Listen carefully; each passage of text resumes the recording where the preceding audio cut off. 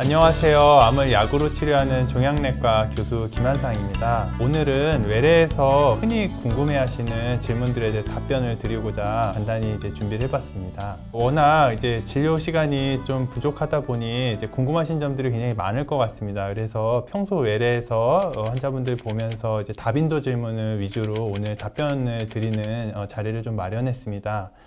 이런 정보가 우리 분들께 또 도움이 많이 되고 더 많은 정보를 제공드릴 수 있도록 준비해 보겠습니다.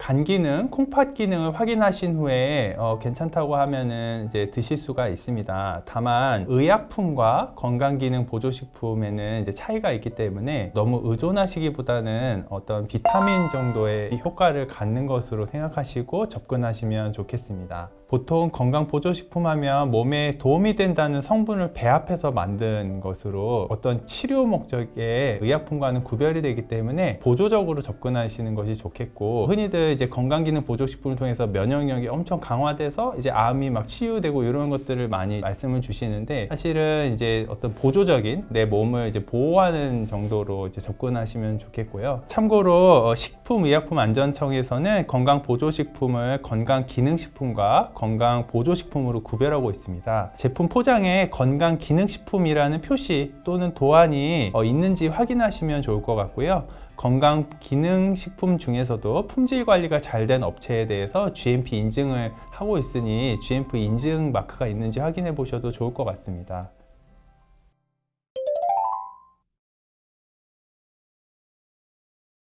컨디션 좋으실 때 맞으실 수 있도록 추천을 드리고 있습니다. 인플루엔자, 흔히 말하는 독감 백신, 또 최근에 코로나 백신 등 이런 백신은 감염을 예방하기 위해서 미리 맞으시는 겁니다. 감염이 생길 경우에 우리가 암 치료가 지연이 되는 경우가 있기 때문에 적극적인 백신 접종이 도움이 되는 걸로 생각하고 있는데, 다만 백신 접종에 의한 부작용 등이 드물게 나타날 수 있기 때문에 컨디션이 좋을 때 맞으시고, 가급적 항암 치료를 받는 경우에도 맞으실 수 있지만 항암 치료를 안 하는 주에 맞으실 수 있도록 안내를 드리고 있습니다. 항상 컨디션이 중요하시고요. 백신 부작용은 암이 환자시거나 암이 아니더라도 있을 수 있기 때문에 관찰을 하시는 게 좋고, 감염을 예방하기 위해서 하는 거기 때문에 적극적으로 하시는 것을 추천을 드립니다.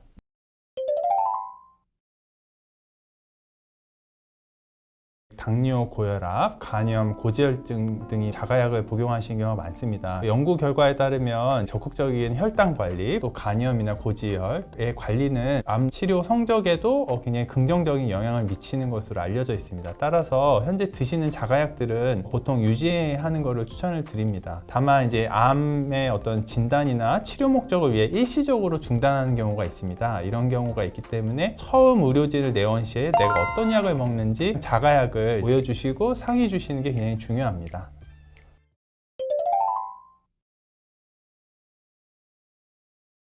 네, 정말 많이 물어보시는 질문이시고, 운동은 몸의 혈액순환을 촉진하고 또 암 치료에 의한 부작용을 경감시키면서 또한 면역력을 활성화할 수 있기 때문에 굉장히 중요한 활동이 되겠습니다.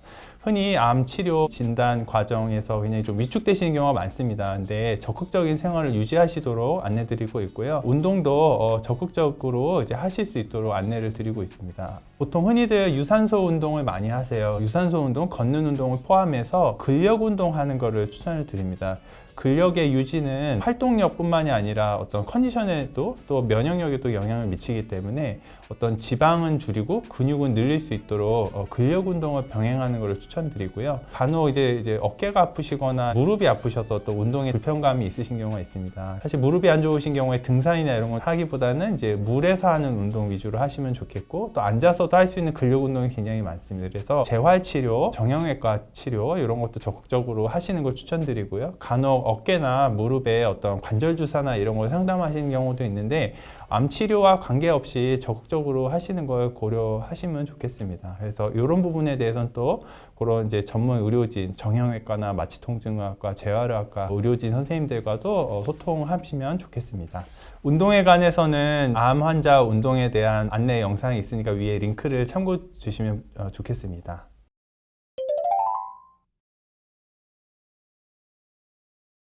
암 환자분들 회나 육회 같은 날 것 드셔도 되는지 이제 문의를 참 많이 주십니다. 결론적으로 이제 드실 수가 있고요. 또 단백질 섭취에도 도움이 되기 때문에 좋아하시는 음식들을 드실 수 있습니다. 다만 이제 더운 여름에 이런 상한 걸 드실까봐 음식 섭취에 좀 주의를 드리는 부분들이 있고, 아주 드물게 이제 기생충 감염들이 있어서 이게 이제 몸에 영향을 미칠 수 있기 때문에 우리가 깨끗한 게 전제가 된다면 얼마든지 이제 드실 수가 있고요. 이제 위암, 뭐 대장암 또는 복막전이가 있어서 이런 전반적인 소화력이나 소화 기능에 불편감이 있으신 경우에도 이제 드실 수가 있는데, 아무래도 매운 것도 이제 같이 드시는 경우가 많아서 이제 드실 수 있다고 제가 말씀을 드립니다. 다만 이제 이런 거에 이제 소화력이나 이제 자신에 맞춰서 이게 너무 많이 드시기보다는 조금씩 이제 시도해 보시면 어떨까 이제 말씀을 드립니다.